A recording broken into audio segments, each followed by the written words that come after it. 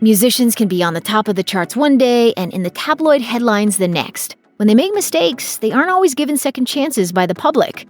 Here are some musicians who ruined their careers in a matter of seconds. Lil Wayne is certainly a wordsmith in his lyrics, but in 2013, he may have gone just a little too far with one of his turns of phrase. On the remix to the Future song Karate Chop, he compared his performance of doing a lewd act to the beating of Emmett Till. Wayne earned plenty of ire for this line. Till was an African-American boy who was killed after being accused of whistling at a white woman in 1955 when he was just 14. In a lengthy apology, the rapper responded, "I have tremendous respect for those who paved the way for the liberty and opportunities that African Americans currently enjoy. As a business owner who employs several African American employees and gives philanthropically to organizations that help youth to pursue their dreams, my ultimate intention is to uplift rather than degrade our community."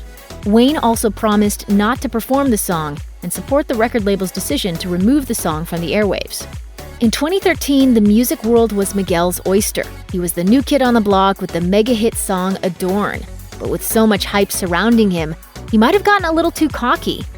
While he was performing Adorn at the Billboard Music Awards, he attempted to jump over a pit of fans from one stage to another. Unfortunately, he failed to make it fully across as he crash-landed on some fans. An audience member named Kiati Shah claimed that she was kicked in the head during the fall and suffered cognitive difficulties as a result. That night of and the day after, I was. You look mortified. I was definitely worried about the girl. More than anything, worried about the girl. It was also claimed that Shah suffered from memory loss and wasn't able to sit for her final exams. Her attorney threatened to sue Miguel, who at the time didn't give any monetary help toward medical bills.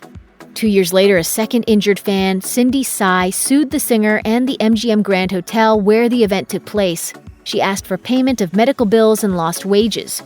Since the infamous leg drop, Miguel's performances have been much tamer, and there's also been less chatter about his career. There will never be another Super Bowl halftime show like the one in 2004. That year, Janet Jackson teamed up with Justin Timberlake and others in what was supposed to be a high-energy, family-friendly performance. But at the end of the show, Timberlake reached across Jackson's bustier and ripped off the top portion, exposing part of her breast. The incident became known as Nipplegate. The outcry was almost immediate, as more than 540,000 viewers contacted the Federal Communications Commission to file complaints. The NFL issued an apology that read in part, "We were extremely disappointed by elements of the MTV-produced halftime show." Weeks later, Jackson appeared on The Late Show with David Letterman and dodged questions about the incident. By August of that year, the Guinness Book of World Records named Nipplegate the most searched term in internet history. The FCC then handed down fines totaling $550,000 to CBS. For the next several years, legal battles and more headlines kept the incident alive in the media. While Timberlake has emerged mostly unscathed in the years since, Jackson's career is nowhere near as high profile as it was before 2004. Do you think people were too hard on you? I think they were. I think they did put all the emphasis on me. In the era of new wave, Billy Squier proved that rock was still king. His first two albums, 1981's Don't Say No and 1982's Emotions in Motion, went multi-platinum. Rock Me Tonight, the lead single off 1984's Signs of Life, reached number 15 on Billboard's Hot 100, and his future looked brighter than ever. However, that all came crashing down when the music video for that song, which was directed by High School Musical director Kenny Ortega, featured the rocker prancing around in a sleeveless t-shirt on satin sheets. Squier fought to keep the cringeworthy video from ever seeing the light of day, but his record label overruled him. The 2011 book, I Want My TV, The Uncensored Story of the Music Video Revolution, quoted him as saying, "The video had a deleterious effect on my career.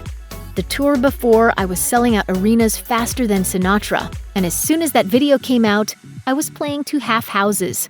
When I saw the video, my jaw dropped. It was diabolical. I looked at it and went, what the f*** is this?" Squier immediately fired his managers, but that wasn't enough to get his career back on track.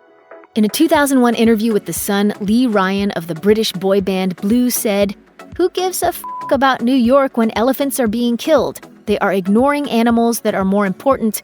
Animals need saving, and that's more important. This New York thing is being blown out of all proportion." Without any context, the statement might have only just offended New Yorkers, but Ryan, who was just 17 at the time, said this a month after the 9/11 attacks.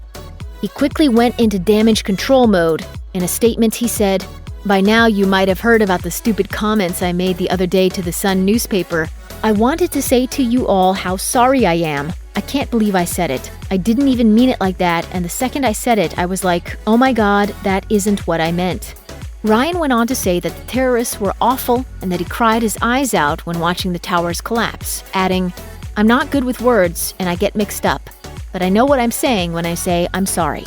Alas, despite Ryan's apology, his career never recovered. Check out one of our newest videos right here. Plus, even more Nicki Swift videos about your favorite musicians are coming soon. Subscribe to our YouTube channel and hit the bell so you don't miss a single one.